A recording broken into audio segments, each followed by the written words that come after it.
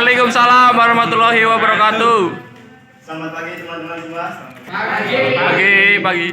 Sehat semua. Sehat. Sekarang yang dibutuhkan adalah kesehatan dan uang. Oke, terima kasih untuk kehadiran teman-teman semua. Terima kasih juga untuk Bapak Yuri yang memperkenankan saya untuk mengawali ini ya, pertama kali ya. Ya.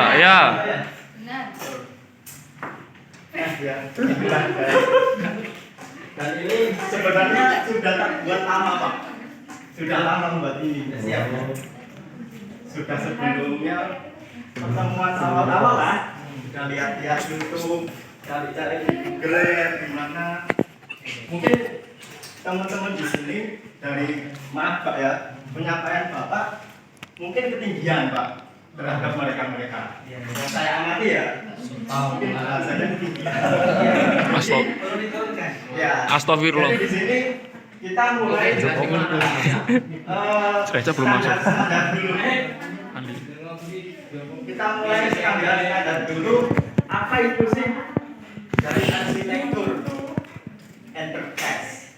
Kalau Bapak kemarin kan langsung melakukan enterprise apa ini. Kalau ini kita dianalogikan dulu. Di sini ada sebuah gambar rumah. Rumah saya ini ibaratnya rumah saya seperti itu. Iya. Amin. Sekarang dari yang tersebut yaitu 13 orang. Istri 7. 7 anak, 3 rumah tangga, 1 supir, 10 kamar tidur, 1 ruangan perpustakaan, 2 ruang keluarga, 6 kamar mandi, 1 kolam renang, 1 kolam ikan dengan puluhan jenis ikan, taman dengan puluhan pohon dan hewan. Nah, semakin besarnya rumah tadi, pasti kita kan nggak tahu nih apa aja yang terjadi di rumah tersebut tadi. Kita nggak tahu, hanya 1 orang aja untuk yang untuk rumah itu. Maka kita perlu tahu kondisi rumah saya secara detail. Kegiatannya kita tahu, cuman semuanya kita nggak tahu kegiatan sehari-hari dan kebiasaan masing-masing penghuni rumah. Apa iya kita rumah sebesar itu mengetahui semua kegiatan yang tadi yang ada 10 keluarga, ada 1 istri, 7 anak dan lainnya, terus seluruh aset rumah?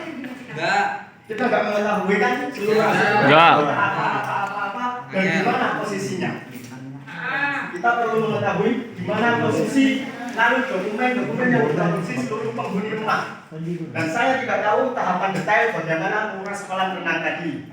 Ya, ada yang tahu, ada yang enggak, ini dianalogikan saja. Terus bagaimana membersihkan kamar tidur, kamar mandi, ruang tengah. Misalnya kan pakai pembantu, enggak rumah sebesar itu kita bersihkan sendiri. Lalu timbul sebuah masalah. Masalah di rumah saya itu ketika saya membeli kursi baru untuk di dapur, kita pergi ke toko, kita perlu kursi. Pergi ke toko, kita beli kursi. Namun ternyata ada kursi yang tidak terpakai di ruang tengah. Masalahnya, lalu masing-masing penghuni rumah download file. Banyak kan, contoh aja rumah itu ada wifi. Semua yang menggunakan kan banyak. Nah, semakin banyak penggunaannya, terjadi lambat. Lalu kalau di laptop kekurangan space habis. Lalu ketika membeli printer baru, ternyata spesifikasinya tidak didukung oleh semua laptop. Sia-sia kan? Udah beli, tapi nggak dipakai. Lalu ketika ada acara keluarga, datang bentrok dengan kegiatan beberapa anggota keluarga. Misalnya harus mengantarkan bimbel anak, harus mengantarkan istri ke pasar atau dan lain sebagainya. Lalu ketika mendaftar sekolah dimulai dan perlu dokumen. Pasti dokumen diperlukan untuk mendaftar ke sekolah. Nah, dokumen sulit dikumpulkan karena tersebar di besarnya ruang-ruang rumah tadi. Lalu ketika membeli buku baru, ternyata buku yang sudah ada, buku yang kita beli sudah ada di ruangan perpustakaan rumah tadi. Lanjut. Rumah saya ini simplifikasi atau tidak jauh beda masalahnya dengan sebuah perusahaan. Ini sudah mulai masuk ini dalam perusahaan. Sebenarnya nggak jauh masalah-masalah yang di rumah sama perusahaan yang kita miliki. Kondisi di kantor, kondisi di sebuah perusahaan sama aja. Pegawai dan puluhan unit kerja yang sering tidak termonitor dengan baik. Banyaknya pegawai ini tidak mungkin kita melakukan monitor dengan fisik kita sendiri. Kita memerlukan sebuah sistem yang diperlukan dalam perusahaan itu. Terus proses bisnisnya yang kompleks, infrastruktur dan aset tidak terkendali. Ini yang sangat penting dalam sebuah perusahaan. Infrastruktur dan aset biar transparan. Infrastrukturnya seperti apa, asetnya ini ada kemana, keuntungannya dari mana. Nah, diperlukan sistem agar terkendali. Lalu staf dan pimpinan baru perlu waktu untuk memahami kondisi organisasi. Memerlukan waktu sangat lama kalau kita tidak mempunyai sistem yang terintegrasi dalam perusahaan ini.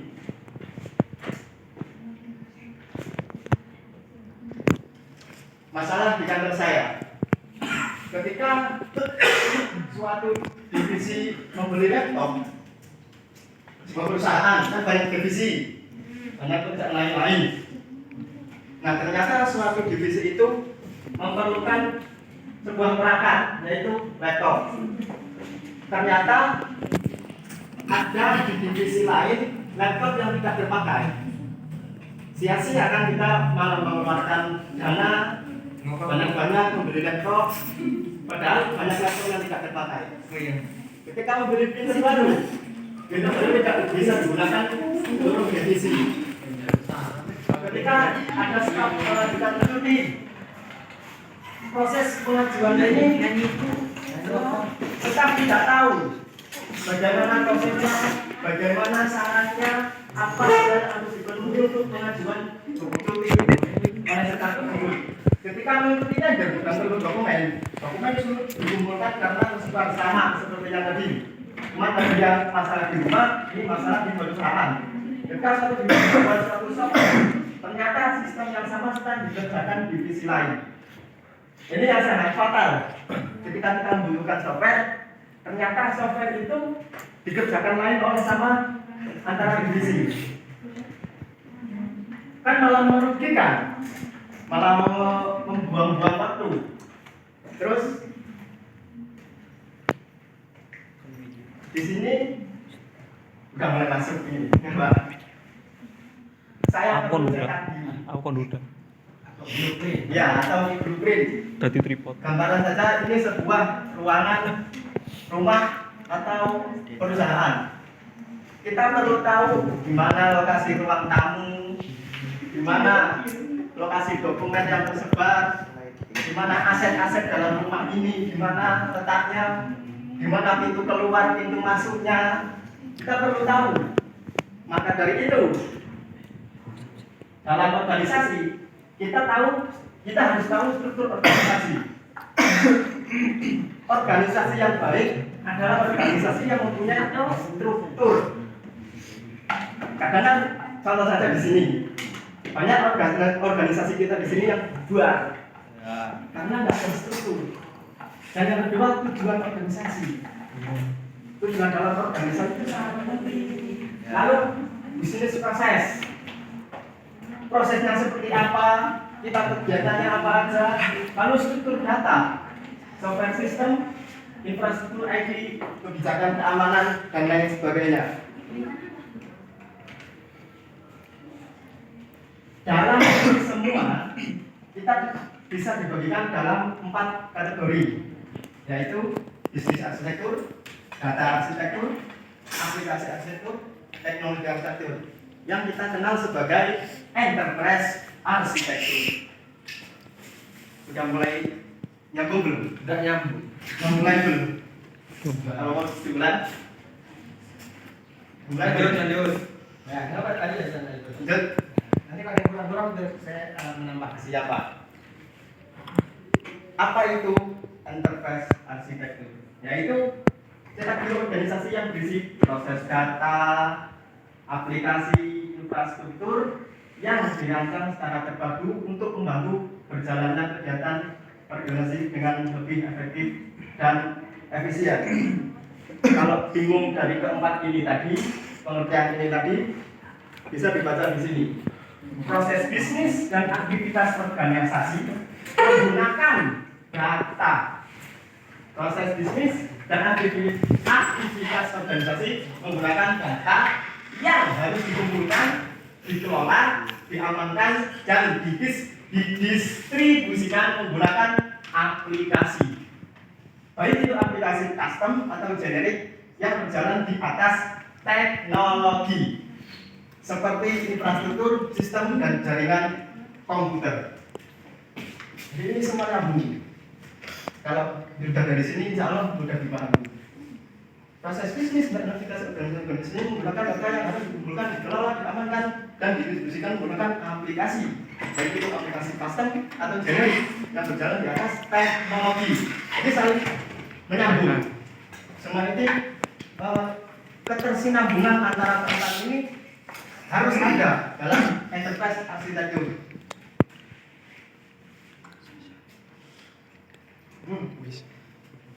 Mengapa enterprise arsitektur?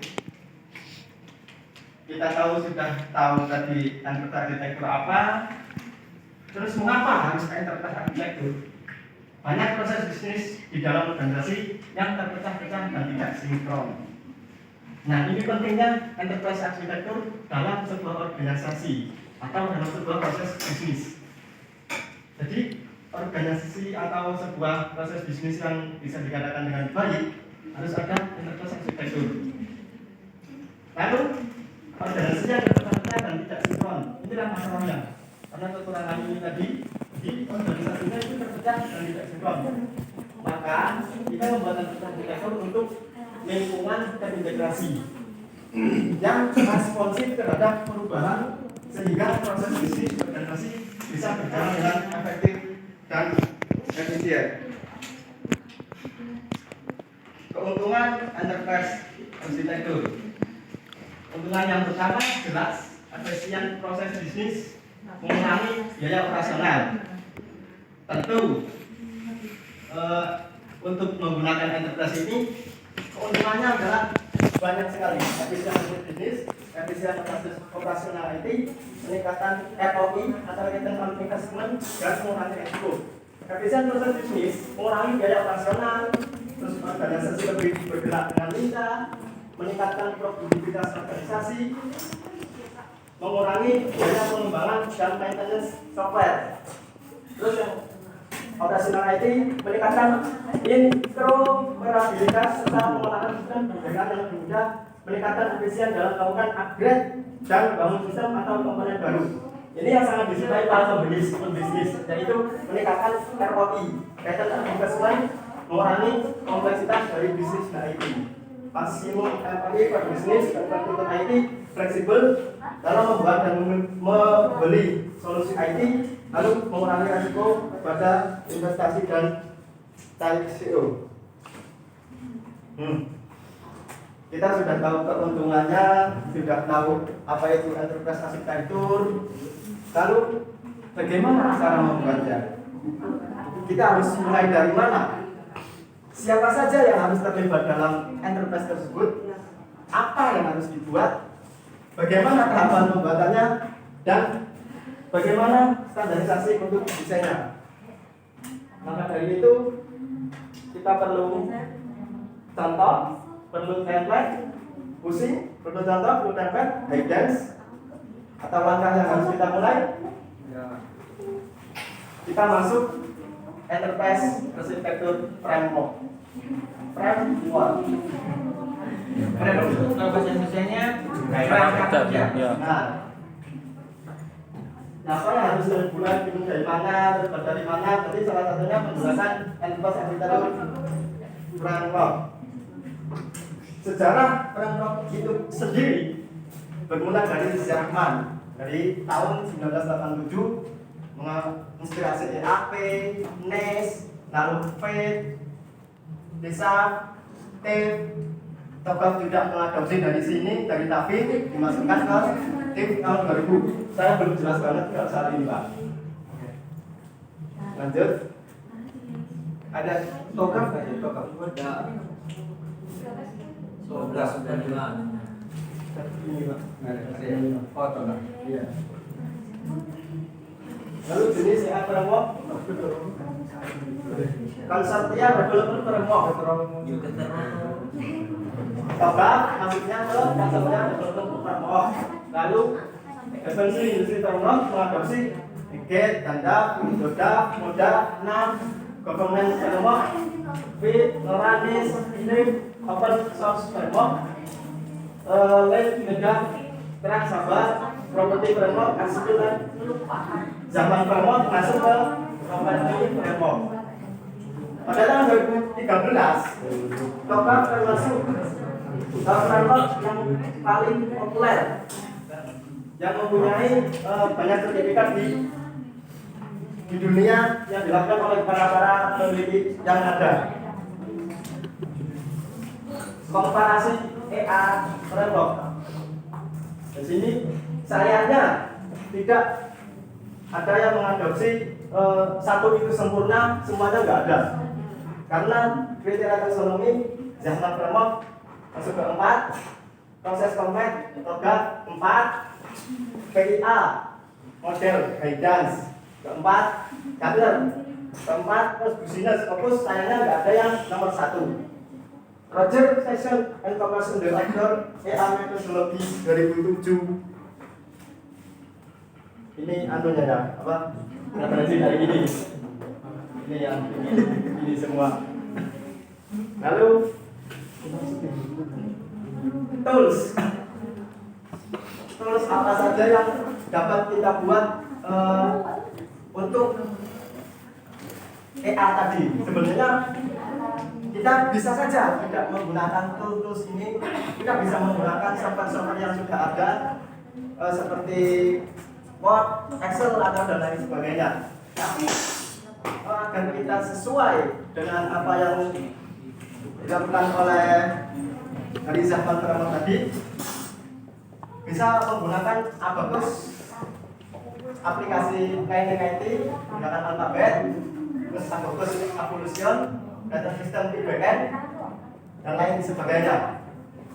Ini kategorinya ada leaders, business analyst, finance, needs, layers.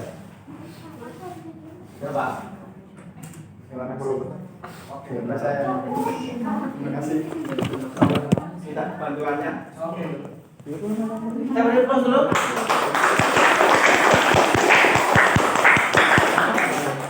Oke, terima kasih. Mudah ya.